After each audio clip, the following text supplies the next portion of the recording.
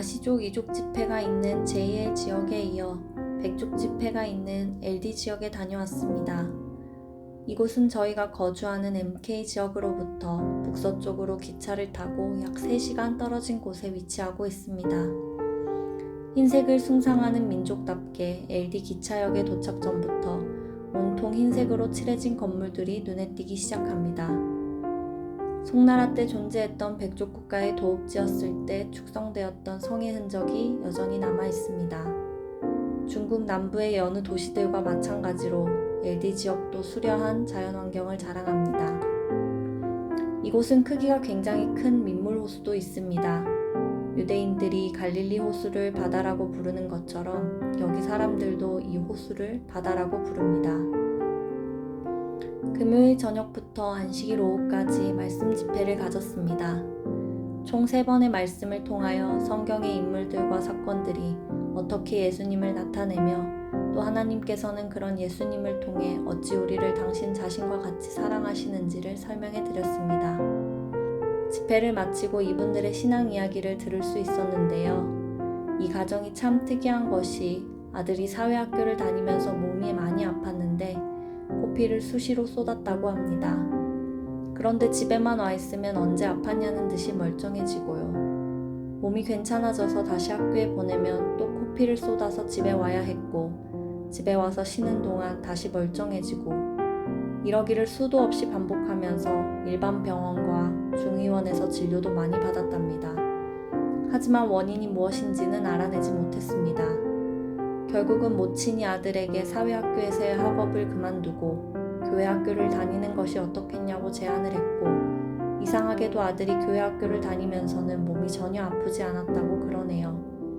교회 학교에서 성경을 많이 봤다고 합니다. 지금은 본인들이 직접 가정요양원을 운영하면서 어머니는 주방에서 일하고 아들은 말씀 전하는 일을 담당하고 있습니다. 딸아이가 한 명 있는데 12살로 중국 DS 지역의 교회 학교에 곧 취학할 예정입니다. 이 학교는 졸업장도 없는 학교로 오직 신앙 교육만을 위해 보내는 것입니다. 다음날 집회에 참가한 백족분들이 이 가정에 대해 말하기를 주방에서 일하는 어머니는 마르다 같고 어린 나이부터 하나님의 사업에 바쳐진 아들은 마치 소년 사무엘 같다고. 어머니는 아들을 하나님께 바쳤습니다. 아들도 자신이 몸이 아프지 않고 복음을 전하는 일을 계속할 수 있는 인생이라면 학업이나 친구는 상관이 없답니다. 5, 6년 전에 이미 자신의 인생길을 확실하게 정했습니다.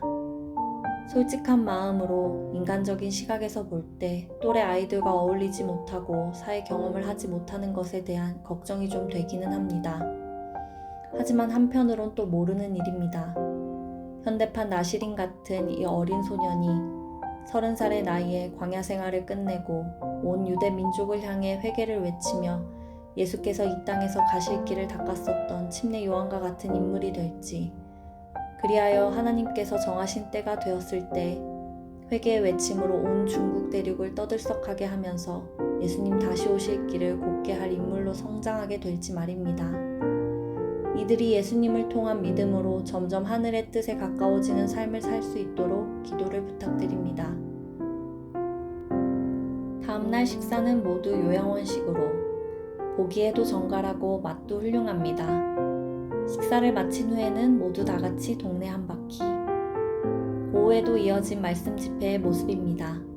위 사진에 한 분이 일어서 계시잖아요. 노래를 부르는 중입니다. 중국의 가정 집회에서는 흔히 있는 일입니다.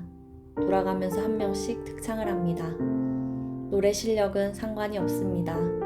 이분들은 안 하겠다고 빼고 그런 것도 없습니다. 그냥 다 열심히 합니다.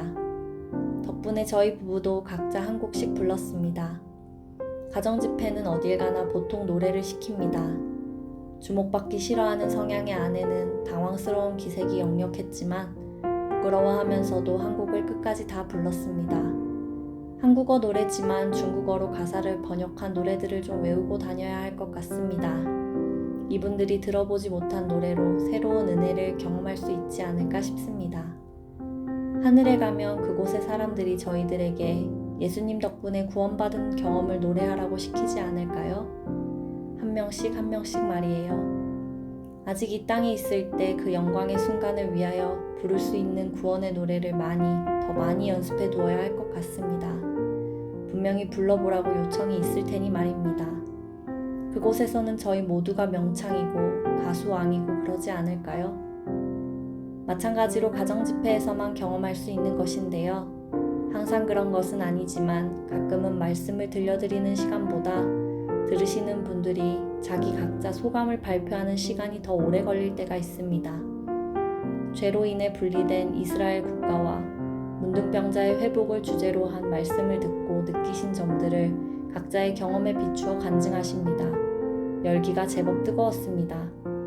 이 열기가 이분들의 좀 더 온전한 믿음 생활을 위한 에너지가 될 수 있도록 여러분의 기도를 부탁드립니다. 아쉽지만 이렇게 LD 지역에서의 일정을 마치게 되었습니다. 소수민족 집회를 위한 저희들의 다음 일정은 아마 저희들이 거주하는 MK 지역의 가정집회가 될 것 같습니다. 시간이 좀 걸리는 일이 될 것 같습니다만 소수민족 집회를 관리하는 장로님과 MK 지역을 소수민족 전도를 담당하는 전도인들의 영성훈련 장소로 사용하는 것에 대해 상의했습니다. 하나님의 섭리에 따라 은혜 가운데 진행될 수 있도록 기도를 부탁드립니다. 소수민족을 위한 말씀 전도 외에 저희들이 MK 지역에서 해나가야 할 사업이 있습니다. 한족 청년들을 위한 쉼터 사업입니다. 사진은 저희가 쉼터로 사용하기 위해 구한 장소입니다. 현재 청소 중이고 필요한 물품들을 구입하고 있습니다. 저희 부부는 각박한 삶 가운데 심신이 필요한 청년들이 쉼터에 와서 말씀과 교제를 통한 쉼과 회복을 경험할 수 있기를 소망합니다. 우울증이나 무기력증을 가지고 있거나 관계 때문에 마음이 다친 청년들, 삶의 방향을 정하지 못하고 방황하는 젊은 영혼들, 몸이 아파 마음도 같이 아픈 친구들이 이곳에 와서 마음의 위로와 용기를 얻을 수 있기를 소망합니다. 이러한 사람들이 연약함을 강함으로 바꿔주시는 예수님을 통해 자아를 극복하는 자유를 경험할 수 있도록 함께 기도해 주십시오.